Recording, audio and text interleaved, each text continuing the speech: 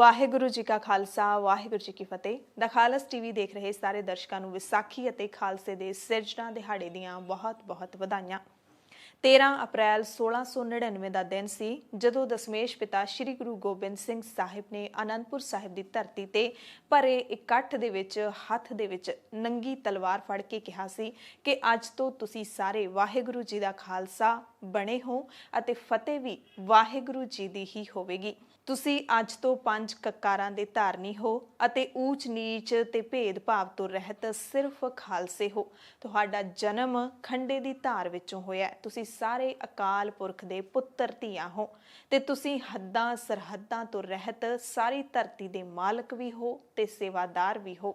ਤੁਹਾਡਾ ਰੂਪ ਅਕਾਲ ਪੁਰਖ ਨੇ ਸਾਜਿਆ। ਮੈਂ ਤਾਂ ਸਿਰਫ ਇਸ ਰੂਪ ਨੂੰ ਸਜਾਇਆ ਹੈ 4 ਕਕਾਰ ਦੇ ਕੇ, ਕਿਉਂਕਿ ਕੇਸ ਤਾਂ ਪਹਿਲਾਂ ਹੀ ਅਕਾਲ ਪੁਰਖ ਨੇ ਦੇ ਦਿੱਤੇ ਨੇ। ਇਹ ਉਹ ਸਮਾਂ ਸੀ ਜਦੋਂ ਅੱਜ ਦੇ ਦਿਨ 1699 ਦੇ ਵਿੱਚ ਗੁਰੂ ਗੋਬਿੰਦ ਸਿੰਘ ਪਾਤਸ਼ਾਹ ਨੇ ਖਾਲਸਾ ਸਾਜਿਆ ਸੀ। ਤੇ ਅੱਜ ਦੀ ਸਾਡੀ ਖਾਸ ਪੇਸ਼ਕਸ਼ ਇੱਕ ਬੜੇ ਗੰਭੀਰ ਮੁੱਦੇ ਦੇ ਨਾਲ ਜੁੜੀ ਹੋਈ ਹੈ ਕਿ ਕਿਤੇ ਅੱਜ ਅਸੀਂ ਅੰਮ੍ਰਿਤਧਾਰੀ ਹੋ ਕੇ ਵੀ 5 ਵਿਕਾਰਾਂ ਦੇ ਵਿੱਚ ਗਲਤਾਨ ਜ਼ਿੰਦਗੀ ਤਾਂ ਨਹੀਂ ਜਿਉ ਰਹੇ।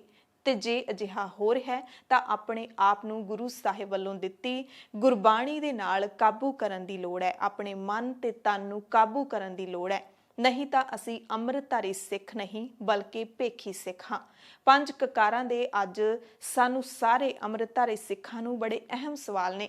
ਉਹ ਸਾਰੇ ਅਹਿਮ ਸਵਾਲ ਇਸ ਪੇਸ਼ਕਸ਼ ਦੇ ਅਖੀਰ ਦੇ ਵਿੱਚ ਆਪਾਂ ਜਾਣਾਂਗੇ। ਪਹਿਲਾਂ ਜਾਣ ਲੈਂਦੇ ਹਾਂ ਕਿ ਇਹ 5 ਕਕਾਰਾਂ ਦੇ ਮਾਇਨੇ ਮਤਲਬ ਕੀ ਨੇ। ਇਹ ਸਿਰਫ ਤੇ ਸਿਰਫ ਇੱਕ ਦਿਖਾਵਾ ਨਹੀਂ, ਇਹਨਾਂ ਦੇ ਪਿੱਛੇ ਬਹੁਤ ਵੱਡਾ ਭਾਵ ਹੈ। ਜਾਣ ਲਈਏ ਸਭ ਤੋਂ ਪਹਿਲਾਂ ਕਿ ਗੁਰੂ ਦਾ ਹੁਕਮ ਕੀ ਹੈ ਤੇ 5 ਕਕਾਰਾਂ ਦਾ ਭਾਵ ਕੀ ਹੈ।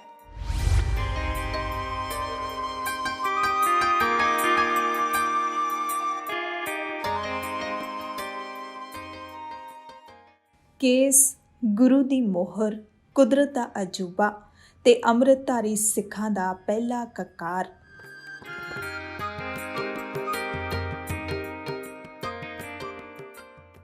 ਕੇਸ ਜਾਂ ਫਿਰ ਜ਼ਿੰਦਗੀ, ਜੇ ਇੱਕ ਚੀਜ਼ ਚੁਣਨੀ ਹੋਵੇ ਤਾਂ ਗੁਰੂ ਦਾ ਸਿੱਖ ਕੇਸ ਚੁਣਦਾ ਹੈ।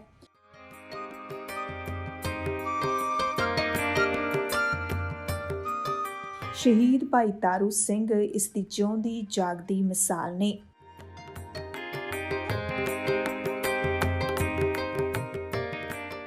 ਕੰਗਾ ਦੋਨੋਂ ਵਕਤ ਕਰ ਪਾਗ ਚੁਨੈ ਕਰ ਬਾਂਧਈ। ਗੁਰੂ ਦਾ ਹੁਕਮ ਹੈ ਕੇਸਾਂ ਦੀ ਬੇਅਦਬੀ ਨਹੀਂ ਕਰਨੀ, ਕਿਸੇ ਢੰਗ ਨਾਲ ਵੀ ਨਹੀਂ ਕਰਨੀ।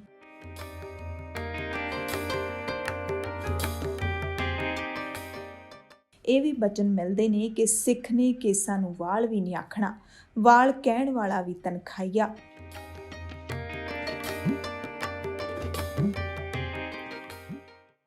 ਇਨਸਾਨ ਦੇ ਘਾੜੇ ਅਕਾਲ ਪੁਰਖ ਨੇ ਸਰੀਰ ਦੇ ਜਿਹੜੇ ਵੀ ਹਿੱਸੇ ਤੇ ਕੇਸ ਲਾਏ ਨੇ, ਹਰ ਹਿੱਸੇ ਤੇ ਕੇਸ ਹੋਣ ਦਾ ਵਿਗਿਆਨਿਕ ਤੱਥ ਹੈ ਤੇ ਹਰ ਥਾਂ ਤੇ ਮੌਜੂਦ ਕੇਸ ਸਾਡੇ ਸਰੀਰ ਦਾ ਸੁਰੱਖਿਆ ਕਵਚ ਨੇ।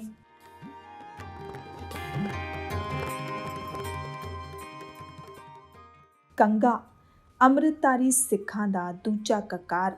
ਇਹ ਕੇਸਾਂ ਨੂੰ ਸਾਂਭਣ ਦੇ ਕੰਮ ਆਉਂਦਾ ਹੈ। ਕੇਸਾਂ ਦੀ ਸੰਭਾਲ ਕਿੰਨੀ ਜ਼ਰੂਰੀ ਹੈ, ਕੰਗਾ ਇਹਦਾ ਪ੍ਰਤੀਕ ਹੈ। ਇਸੇ ਕਰਕੇ ਗੁਰੂ ਸਾਹਿਬ ਨੇ ਕੰਗੇ ਨੂੰ ਕਕਾਰ ਦਾ ਦਰਜਾ ਦੇ ਦਿੱਤਾ। ਕੰਗਾ ਲੱਕੜ ਦਾ ਹੋਣਾ ਜ਼ਰੂਰੀ ਹੈ।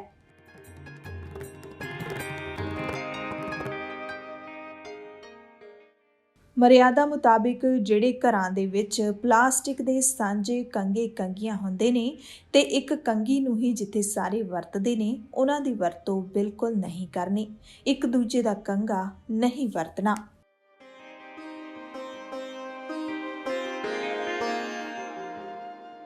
ਕੜਾ ਸੱਜੇ ਹੱਥ ਵਿੱਚ ਪਹਿਨਿਆ ਸਰਬਲੋ ਦਾ ਕੜਾ ਅੰਮ੍ਰਿਤਧਾਰੀ ਸਿੱਖਾਂ ਦਾ ਤੀਜਾ ਕਕਾਰ ਹੈ।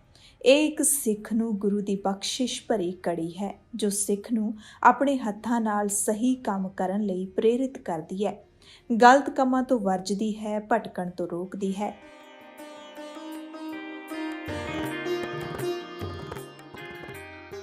ਕੜਾ ਹੱਥ ਵਿੱਚ ਪਾ ਕੇ ਗੁਰੂ ਨੇ ਸਿੱਖ ਨੂੰ ਹੱਥ ਕੜੀ ਮਾਰ ਦਿੱਤੀ ਹੈ। ਕਲਗੀਧਰ ਪਾਤਸ਼ਾਹ ਨੇ ਸਿੱਖ ਨੂੰ ਕੜਾ ਪਾ ਕੇ ਹਦਾਇਤ ਕੀਤੀ ਹੈ ਕਿ ਇਹਨਾਂ ਹੱਥਾਂ ਦੇ ਨਾਲ ਗੁਰੂ ਕੇ ਸਿੱਖ ਨੇ ਕਦੇ ਕੋਈ ਮਾੜਾ ਕੰਮ ਨਹੀਂ ਕਰਨਾ, ਕਦੇ ਚੋਰੀ ਨਹੀਂ ਕਰਨੀ, ਕਿਸੇ ਮਜ਼ਲੂਮ ਤੇ ਕਿਸੇ ਸਿੱਖ ਦਾ ਹੱਥ ਨਹੀਂ ਉੱਠਣਾ ਚਾਹੀਦਾ। इन्हां हत्थां नाल कोई झूठे दस्तखत नहीं करने ते कोई भी माड़ा काम करन तो पहलां अपने कड़े वल झात जरूर मार लिओ, क्योंकि ये तेरा हत्थ नहीं, तेरे गुरु दा हत्थ है।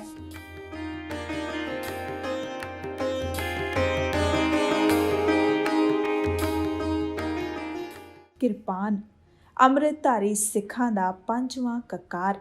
ਦੁਨੀਆ ਦੀ ਪਹਿਲੀ ਕੌਮ ਹੈ ਜਿੱਥੇ ਸ਼ਸਤਰ ਨੂੰ ਸਰੀਰ ਦਾ ਅੰਗ ਮੰਨਿਆ ਜਾਂਦਾ ਹੈ। ਇਹ ਵੀਰ ਰਸ ਬਣਾ ਕੇ ਰੱਖਦੀ ਹੈ ਤੇ ਜਦੋਂ ਸਾਰੇ ਹੀਲੇ ਵਸੀਲੇ ਖਤਮ ਹੋ ਜਾਣ ਤਾਂ ਜ਼ੁਲਮ ਦੇ ਖਿਲਾਫ ਇਹ ਮਜ਼ਲੂਮ ਦੀ ਰੱਖਿਆ ਲਈ ਉੱਠਦੀ ਹੈ।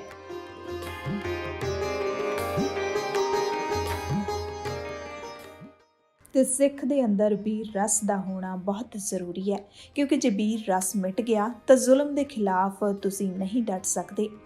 ਗੁਰੂ ਸਾਹਿਬ ਦੀ ਬਖਸ਼ੀ ਕਿਰਪਾਨ ਹਉਮੈ ਤੇ ਹੰਕਾਰ ਨੂੰ ਮਾਰਨ ਵਾਲੀ ਸ਼ਕਤੀ ਹੈ।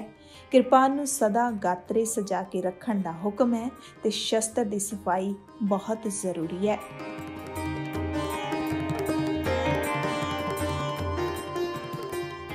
ਕਿਰਪਾ ਪਲੱਸ ਆਨ ਕਿਰਪਾਨ। ਤਲਵਾਰ ਦਾ ਰੂਪ ਹੋਰ ਹੋ ਜਾਂਦਾ ਹੈ, ਪਰ ਸਿੱਖਾਂ ਨੂੰ ਸਤਿਗੁਰੂ ਨੇ ਕਿਰਪਾਨ ਦੀ ਬਖਸ਼ਿਸ਼ ਕੀਤੀ ਹੈ। ਸਿੱਖ ਇਸ ਕਿਰਪਾਨ ਦੇ ਨਾਲ ਆਪਣੀ ਰਾਖੀ ਵੀ ਕਰਦਾ ਹੈ ਤੇ ਮਜ਼ਲੂਮਾਂ ਦੀ ਰਾਖੀ ਵੀ ਕਰਦਾ ਹੈ, ਕਿਉਂਕਿ ਖਾਲਸਾ ਪ੍ਰਗਟ ਹੀ ਮਜ਼ਲੂਮਾਂ ਦੀ ਰਾਖੀ ਕਰਨ ਵਾਸਤੇ ਕੀਤਾ ਗਿਆ।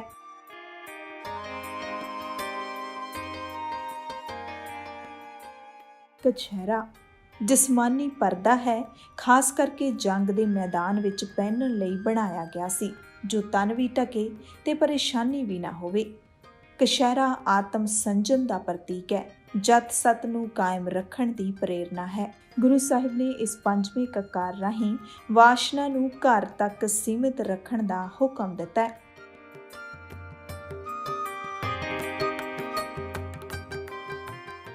ਸੀਲ ਜਤ ਕੀ ਕੱਚ ਪਹਿਰ ਪਕੜਿਓ ਹਥਿਆਰਾ। ਸਿੱਖ ਨੂੰ ਸਤਿਗੁਰੂ ਨੇ ਹੁਕਮ ਕੀਤਾ ਹੈ, ਦੇਖ ਪਰਾਈਆਂ ਚੰਗੀਆਂ ਮਾਵਾਂ ਭੈਣਾਂ ਧੀਆਂ ਜਾਣੈ, ਪਰ ਬੇਟੀ ਕੋ ਬੇਟੀ ਜਾਣੈ, ਪਰ ਇਸਤਰੀ ਕੋ ਮਾਤ ਬਖਾਨੈ।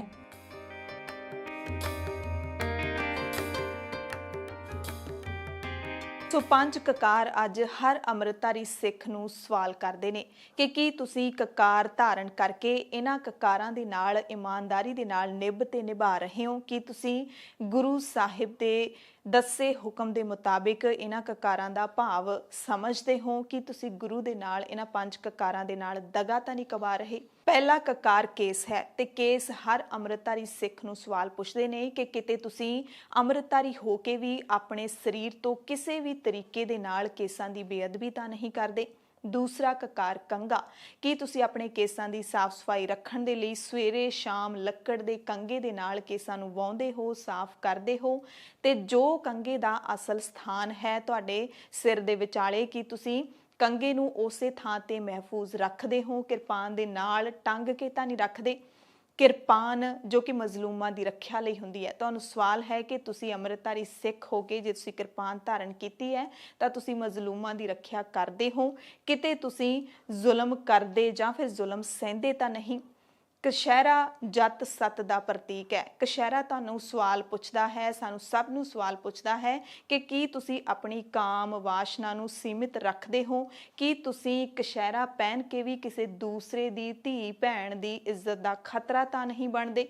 ਗੁਰੂ ਸਾਹਿਬ ਦੇ ਹੁਕਮ ਦੇ ਮੁਤਾਬਿਕ ਜੇ ਤੁਸੀਂ ਕਾਮ, ਕ੍ਰੋਧ, ਲੋਭ, ਮੋਹ, ਹੰਕਾਰ ਜੋ ਕਿ ਇਨਸਾਨ ਦੇ ਅੰਦਰੋਂ ਕਦੇ ਖਤਮ ਨਹੀਂ ਹੋ ਸਕਦਾ, ਇਸ ਦੀ ਜੜ ਨਹੀਂ ਮਿਟਾਈ ਜਾ ਸਕਦੀ, ਪਰ ਜੇ ਗੁਰੂ ਦੇ ਹੁਕਮ ਦੇ ਮੁਤਾਬਿਕ ਉਸ ਦੀ ਕਿਰਪਾ ਦੇ ਨਾਲ ਤੁਸੀਂ ਪੰਜ ਵਿਕਾਰਾਂ ਨੂੰ ਕਾਬੂ ਦੇ ਵਿੱਚ ਕਰ ਲਿਆ, ਇਹਨਾਂ ਨੂੰ ਸੀਮਿਤ ਕਰ ਲਿਆ, ਕੰਟਰੋਲ ਕਰ ਲਿਆ, ਤਾਂ ਤੁਸੀਂ ਅਕਾਲ ਪੁਰਖ ਦੇ ਨਾਲ ਇਕਮਿਕ ਹੋਣ ਵਾਲੇ ਗੁਰੂ ਦੇ ਸੱਚੇ ਸਿੱਖ ਹੋ। ਕਿਉਂਕਿ ਵਗਦੇ ਦਰਿਆ ਦਾ ਪਾਣੀ ਜੇ ਦੋਵਾਂ ਪਾਸਿਆਂ ਤੋਂ ਸੀਮਿਤ ਰਹੇ ਤਾਂ ਹੀ ਕਾਬੂ ਦੇ ਵਿੱਚ ਰਹਿੰਦਾ ਹੈ। ਜੇ ਇੱਕ ਪਾਸੇ ਤੋਂ ਵੀ ਵਗਦੇ ਦਰਿਆ ਦਾ ਪਾਣੀ ਕਾਬੂ ਤੋਂ ਬਾਹਰ ਹੋ ਜਾਵੇ ਤਾਂ ਇਹ ਪਰਲੋ ਲਿਆ ਦਿੰਦਾ ਹੈ, ਤਬਾਹੀ ਮਚਾ ਦਿੰਦਾ ਹੈ।